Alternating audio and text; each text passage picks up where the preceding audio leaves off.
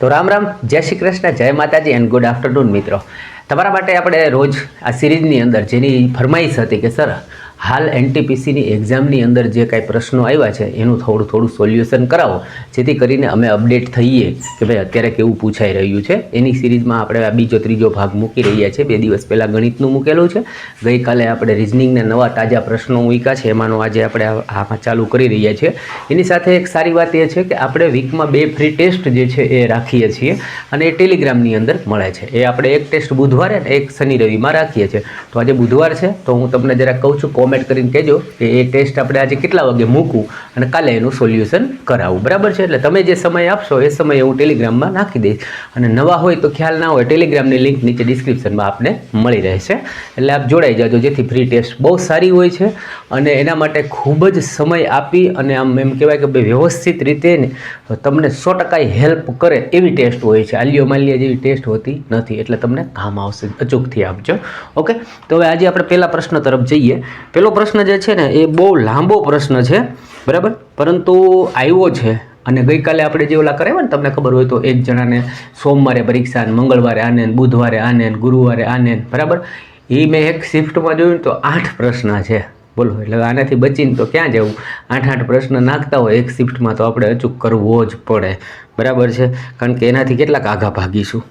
Okay, તો આજનો પહેલો પ્રશ્ન જે છે એ હવે તમને બોર્ડ ઉપર હું દેખાડી દઉં, બરાબર. આમ જુઓ ને તો હવે તમને આખી સ્ક્રીન ઉપર આવી ગયો છે. 8 કે 10 લીટીનો પ્રશ્ન છે, બરાબર, પણ એને સમજવામાં અને ગણવામાં તમારો સમય બગડે એના કરતાં અત્યારે આપણે એને સમજીને જઈએ ને, બરાબર, ગણીને જઈએ અને ભણીને જઈએ, જેથી પરીક્ષામાં આપણે સમય જે છે એને બચાવી અને આ પ્રશ્ન કરીને આવીએ. સહેલો હોય છે પરંતુ સમય જે છે બગાડે છે. શું કામ? કે આપણે પહેલી વાર જોઈએ એટલે. ઓકે, તો ટાઈમ ટેકિંગ હોય છે, પણ આપણે એને જોઈ લઈએ. કેવો છે પ્રશ્ન? વાંચું છું. આ પ્રશ્નમાં નીચે આપેલા કોડ અને ત્યારબાદની શરતો અનુસાર અક્ષર કોડનો ઉપયોગ કરીને સંખ્યા પછી સ્લેશ કરીને પ્રતીક જૂથને લખવામાં આવ્યા છે. કોડનું સાચું સંયોજન માત્ર લાગુ પડતી શરતોને અનુસરીને એ તમારો જવાબ છે. પછી એને સંખ્યા એક કોઠા જેવું આપ્યું, ટેબલ, સંખ્યા પ્રતીક આપ્યા, નીચે એને કોડ આપ્યા છે, એની સામે જે તમને દેખાતા હશે. હવે પછી એને શરતો આપી હોય, બરાબર છે.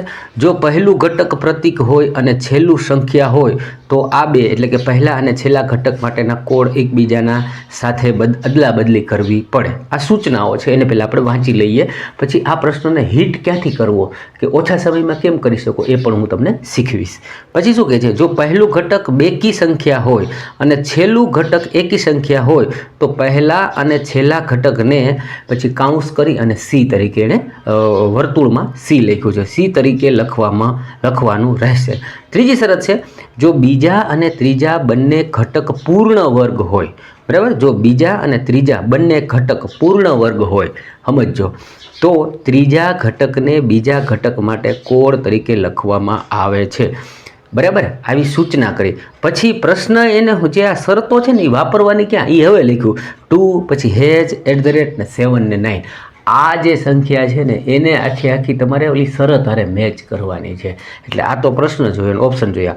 હવે આને પરીક્ષામાં આપણે કરવો કેમ એ આપણે જોઈએ, બરાબર. પહેલાં તો સૌ પ્રથમ તમારે આવો પ્રશ્ન દેખાય ને એટલે સીધું શું કરવાનું કે તમને જે આન્સર આપ્યા છે ને એની ઉપર વયું જવાનું. એટલે એની ઉપર એનો પ્રશ્ન છે, જેમ કે આમાં છે 2 હેજ @ 7 ને 9, એના ઉપર વયું જવાનું. બાકી કાંઈ આખો કીચડો છે ને એને જોવાની જરૂર હોતી નથી.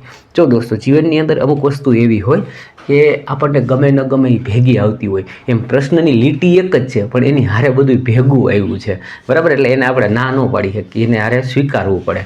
પણ આપણે જે જોઈએ છે ને એ ત્યાંથી કેવી રીતે લઈ લેવું એ મહત્ત્વનું છે.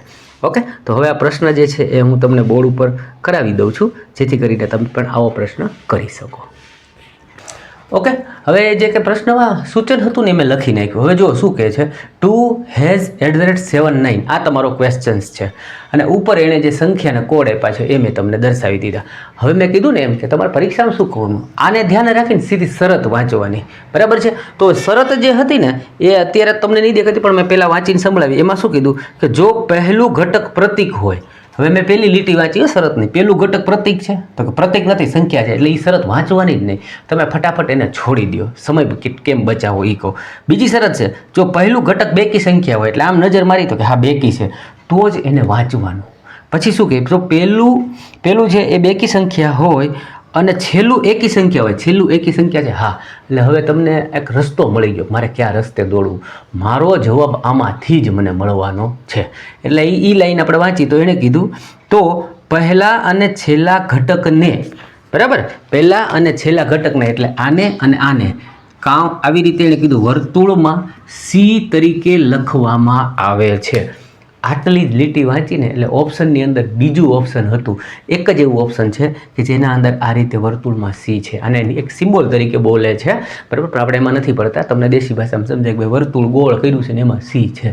હા, એવું મને મળી ગયું, બરાબર. તો અહીંયા છે ને આ વસ્તુ એ સમજાવે છે કે તમારે હિટ કેમ કરવી, કારણ કે પ્રશ્ન બનાવનારને બી ખબર છે કે સામે બેસેલા વ્યક્તિને આવા 100 પ્રશ્ન કરવાના છે, એટલે દરેક પ્રશ્નની અંદર એ એવું કાંઈક નાખે, એ જેને પકડતા આવડી ગયું એ પરીક્ષા પાસ કરે, બરાબર. હું દરેક દાખલામાં બધામાં કહું છું કે ભાઈ આ બધું કરવું હેલું નથી, પણ બીજાથી ફાસ્ટ કેવી રીતે કરી જવું એ મહત્ત્વનું છે. એટલે એની જે હિન્ટ હતી એ મેં તમને આપી.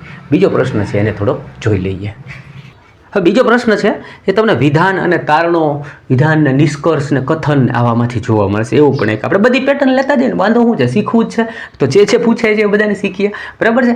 લાઈક કરતા રહેજો, સબસ્ક્રાઈબ કરવાનું બાકી હોય તો કરી નાખજો. આપણે થોડા તમારી જેમ હું પણ આગળ વધું ને, તમને શું વાંધો છે, આપણે બધા એક સાથે આગળ વધીએ, બરાબર. તું બી ખુશ, મેં બી ખુશ.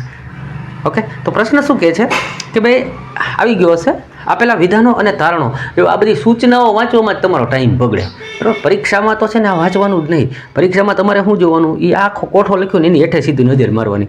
વિધાન ને તારણો છે, સીધો ઠેકડો મારો એની ઉપર, બરાબર. ઉપરની 60 સેકન્ડ જે છે ને એ વાંચવામાં જાય ને, એ 60 સેકન્ડમાં તમે આ પ્રશ્ન સોલ્વ કરી શકો. પણ છતાં અત્યારે શીખીએ છીએ એટલે વાંચી લઈએ. શું કહે છે, આપેલા વિધાનો અને તારણોને કાળજીપૂર્વક વાંચો. વિધાનોમાં આપેલી માહિતી સાચી છે તેમ ધારી લો, ભલે તે સામાન્ય રીતે જાણીતા તથ્યોથી અલગ હોય, અને નક્કી કરી કે આપેલમાંથી કયા તારણો તાર્કિક રીતે વિધાનોને અનુસરે છે. હવે એને આવી સૂચના આપવી પડે, નહીંતર તો આની અંદર શું થાય કે એણે એમ લખ્યું હોય કે બસ છે જહાજ છે, તો આપણે કે હા બાય સ્થળી જહાજ હોય, એટલે એને તો બિચારાને સૂચના લખવી પડે આપણા માટે થઈને, એમ કે ભાઈ આ તમારે ખાલી માનવાનું છે, એટલે સૂચન છે. કાલ સવારે તમે કોઈ ક્લેમ કરો ને તો એ કહે કે ભાઈ અમે ઉપર સૂચન કર્યું હતું કે આ માની લ્યો અને પછી દાખલો ગણો, એટલા માટે એ સૂચનો કરે. ઓકે, હવે એને વિધાન શું આપ્યા છે કે બધી કાર બસ છે, બધી બસ ટ્રક છે, કેટલાક જહાજો, બરાબર, કેટલીક બસો જહાજ છે, આવું બધું કીધું. પછી તમારે એના તારણો આપવાના છે કે શું કેટલાક જહાજો કાર છે, બધા ટ્રક કાર છે, આવું એણે આપણને કીધું. તો હવે ઓપ્શનની અંદર બીજો જવાબ જે છે એનો સાચો છે, પણ કેવી રીતે એને પણ આપણે થોડુંક સમજી લઈએ, જેથી કરીને તમને આ ગ્રુપ ડીમાં તો બહુ પૂછશે, બરાબર. આવડતું હોય તો એ શીખો ને ભાઈ. ઘણાને એમ થાય કે આ તો મને આવડે, ચાલો વિડીયો છોડી દીધો. ના ભાઈ, શીખતો જાય, કંઈક નવું કદાચ જાણવા મળી જાય તને. ઓકે, તો જોઈ લઈએ બોર્ડ ઉપર. મેં તમને દાખલો બતાવી દીધો, કદાચ આછું દેખાય તો હું વાંચતો જઈશ, અથવા તમે પ્રશ્ન તો જોયો જ છે. આ દાખલા પૂરતું જોઈ લ્યો. મને એમ થયું કે રેડ પેનથી સારું દેખાશે, પણ ઓછું દેખાતું હોય તો કાંઈ વાંધો નહીં, નેક્સ્ટમાં આપણે બ્લેક પેન વાપરશું. એણે જે કીધું છે ને એને આપણે એક આને સમજવા માટે પ્રશ્નનો જવાબ બારો નીકળે એના માટે આપણે શું ટ્રીક વાપરીએ, તો કે એના માટે આપણે શું કરીએ, કંઈક આકૃતિનો સહારો લઈએ, જેથી કરીને આપણને આવડી જાય. કેવી રીતે, તો બધી કાર જે છે ને એ બસ છે, તો હું એવું માનું કે ભાઈ આ મારી કાર છે, ઓકે, આ બધો ભાગ મારો કારનો છે. એ શું કહે છે કે બસ છે, આ બધો ભાગ જે છે એ આખો હું એમ કહું કે આ મારા બસના ભાગની અંદર સમાયેલો છે. એટલે પેલું જે વાક્ય એને આપ્યું હતું એને મેં માની લીધું ને બનાવીને. બીજું શું કહે છે, બધી બસ ટ્રક છે, આ બસનો ભાગ જે છે એ આખો છે, એ બધાને એ કહે છે કે ટ્રકમાં આવી જાય છે. એટલે આ બધાને આપણે શું કહીએ કે એ બધો જે છે એ ટ્રકમાં આપણે લઈ લઈએ. ઓકે, એટલે આ લાઈન બી મેં એણે કીધું એવું માનીને મેં આકૃતિ તૈયાર કરી, જેથી હું આમાંથી જોઈને જવાબ કાઢી શકું. પછી કેટલીક બસ જહાજ છે. હવે આ બસ જે છે એનો ભાગ જે છે એ આખો આટલો બધો છે, એમાંથી એમ કે છે કેટલોક ભાગ, એ શું છે તો કે જહાજ છે. એટલે માની લો કે હું આટલો ભાગ પસંદ કરું છું, બરાબર, અને એને હું અહીંયા આવી રીતે લંબાવું, બાકી આ જે છે એ મારો જહાજ બને છે. ઓકે, હવે એણે જે પ્રશ્ન આપ્યા છે આ મેં મારી જાતને સમજવા માટે, મારે આનો જવાબ દેવા માટે મેં આનો સહારો લીધો છે. હું આવું કરી અને હું આને જવાબ ગોતી શકું એટલા માટે. તો શું કહે છે, કેટલાક જહાજો કાર છે. હવે આ જહાજનો ભાગ છે, બરાબર, એ આપણે અહીંયા કાર છે એવું દેખાય છે નહીં. વાક્ય એમ કહે છે કે કેટલાક જહાજો છે ને બસ છે, બરાબર. અને જ્યારે આ તારણ એવું કાઢવા માંગે છે, કેટલાક જહાજ કાર છે, તો કે આ જહાજ છે ને કાર, તો જો એણે એમ કીધું હોત ને આ જહાજ કાર હોઈ શકે, શક્યતા દર્શાવી હોત તો હું સ્વીકારત, પણ સીધે સીધું મને દેખાતું નથી. એટલે કેટલાક જહાજો કાર છે, તો કે ના ભાઈ આમાં મને ક્યાંય એવું દેખાતું નથી. બીજું કે બધા ટ્રક કાર છે. હવે આ ટ્રક છે એ આટલા બધા છે, એ કાર છે. તો જુઓ ટ્રક છે ને એની અંદર બસ આવે ને બસની અંદર કાર આવે, એટલે બધા કીધું. થોડોક શબ્દ વાપર્યો હોત ને તો હજી હું કંઈક વિચારત, બરાબર. પણ એણે તો સીધે સીધું શું કીધું? બધા. બરાબર છે. હાલ આપણે એમ કહીએ કે ભાઈ આ ગામની અંદર બધા મૂર્ખ છે, તો બે ત્રણ હોય તો આપણે શું કે બધા થોડા મૂર્ખ હોય, એક કે બે હોય, તો એમ કીધું હતું ને થોડાક કેટલાક તો માની શકત. અહીંયા કીધું બધા ટ્રક કાર છે, તો આ ટ્રક છે ની કાર છે, ના ભાઈ ના. તો અહીંયાથી મારો આન્સર એવો બન્યો કે ના તો તારણ પહેલું સાચું છે કે ના તો તારણ બીજું સાચું છે.